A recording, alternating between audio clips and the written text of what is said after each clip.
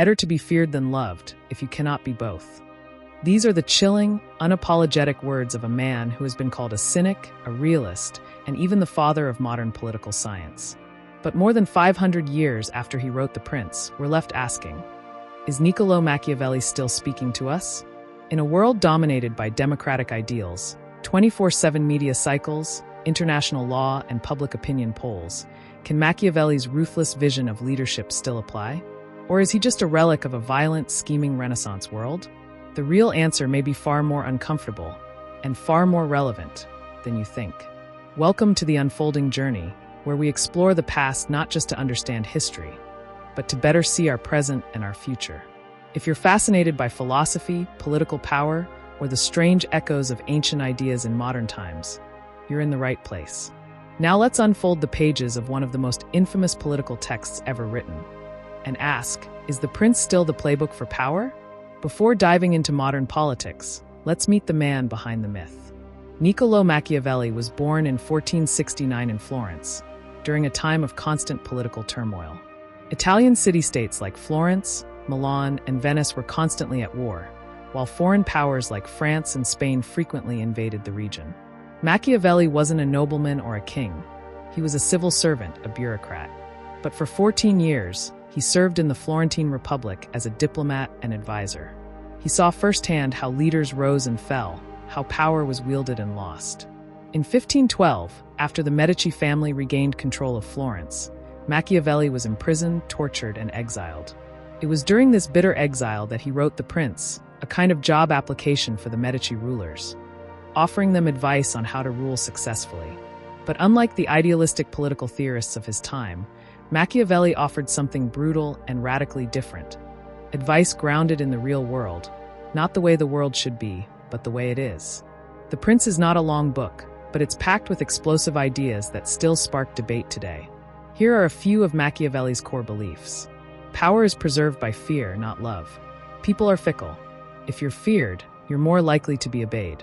The ends justify the means. A leader should not be judged by their morality, but by their results. Success is what matters. Appearances matter more than reality. A prince must appear virtuous, even if he isn't. Reputation is a political tool. It is better to be cunning like a fox and strong like a lion. Political success comes from a combination of deception and force. These are not the ideas of a democratic idealist. They are the ruthless calculations of someone who believed power is not a moral exercise, but a game of survival. So, does this apply today? Surprisingly, or disturbingly, the answer is often yes. 1. Political campaigns. Modern political campaigns often reflect Machiavellian tactics. Leaders craft carefully controlled public images. They make promises they don't intend to keep. They focus on perception as much as, or more than, policy. Sound familiar? Machiavelli would nod approvingly. 2. International relations. Nations often act in their self-interest, not moral principle, just as Machiavelli advised. Consider how countries justify invasions, surveillance, or alliances with questionable regimes. They do what is effective, not necessarily ethical. In fact, some international relations scholars explicitly describe the global system as Machiavellian, a world where power and survival trump morality. 3. Authoritarian leaders. Many authoritarian or populist leaders have followed the prince to the letter, whether consciously or not. Control the narrative, crush opposition, create fear, be unpredictable, maintain power at all costs. From Putin to North Korea's Kim Jong-un, to various populist figures in Latin America, we can see the prince echoed in real time. Machiavelli might call them successful princes. It's not just politics. Corporate leaders and CEOs often take cues, directly or indirectly, from Machiavellian thinking. Books like The 48 Laws of Power by Robert Greene are modern restatements of Machiavellian logic. Influence, manipulation, image control, and strategic ruthlessness are part of boardroom culture. Is it ethical? That's a different question. But is it effective? Often yes. In high-stakes environments, many leaders find that being too nice is a liability, and that being feared or respected gets better results. Machiavelli has long been accused of promoting evil. But was he really advocating tyranny, or just describing how power works? Some scholars argue that The Prince was a satire or even a warning. a way of exposing the ugly truth of leadership to make readers uncomfortable. Others say he was simply a realist, not encouraging cruelty, but recognizing it as an unfortunate necessity in an imperfect world. And don't forget, Machiavelli also wrote discourses on Livy, which praises republican government and civic virtue. The prince wasn't his only political thought. It was just his most famous and most provocative. Here's the tricky part. In a democracy, power is supposed to be shared. Leaders are held accountable. Voters demand transparency and ethics. So does the prince have any place in a democratic state? Yes, then no. On one hand, manipulative, Machiavellian tactics undermine trust and poison political culture. When leaders lie, create fear, or manipulate the public, democracy suffers. On the other hand, understanding the prince can help citizens recognize when they're being manipulated. It's a tool, not just for rulers, but for the ruled. Machiavelli's writing can help us be more aware, more critical, and less naive about how power really works, even in a democracy. Machiavelli wrote in a violent, unpredictable world. In many ways, our world is different. We have laws, media, public accountability, systems that should restrain the worst abuses of power. But in other ways, not much has changed. Power still seduces. Leaders still deceive. Nations still act in their own interest. The prince survives not because we agree with it, but because we recognize its truths. It's not a book about how to be good. It's a book about how things really are. And maybe that's why 500 years later, Machiavelli still whispers in the ears of presidents, prime ministers, and even corporate executives. So now the real question. Should modern leaders follow Machiavelli's advice or run from it?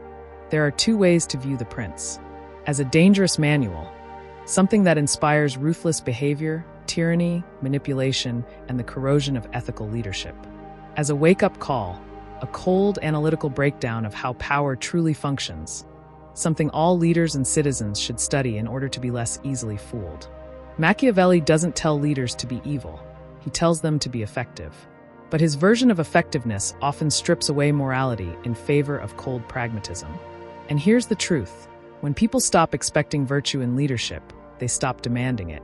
That's where The Prince becomes dangerous, not because of what it says, but because of how easily it can be used to justify the worst in human behavior.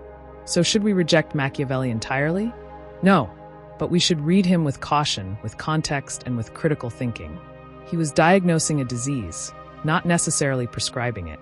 The Prince is still read by students of politics, military officers, CEOs, and historians around the world. It's been banned, praised, feared, and misunderstood for centuries. But its enduring power lies in its brutal honesty. Machiavelli reminds us that power, at its core, often comes down to fear, control, image, and strategy. That's not always what we want to hear, but maybe it's what we need to hear, especially in an age when political illusions and media spin dominate our perception of reality.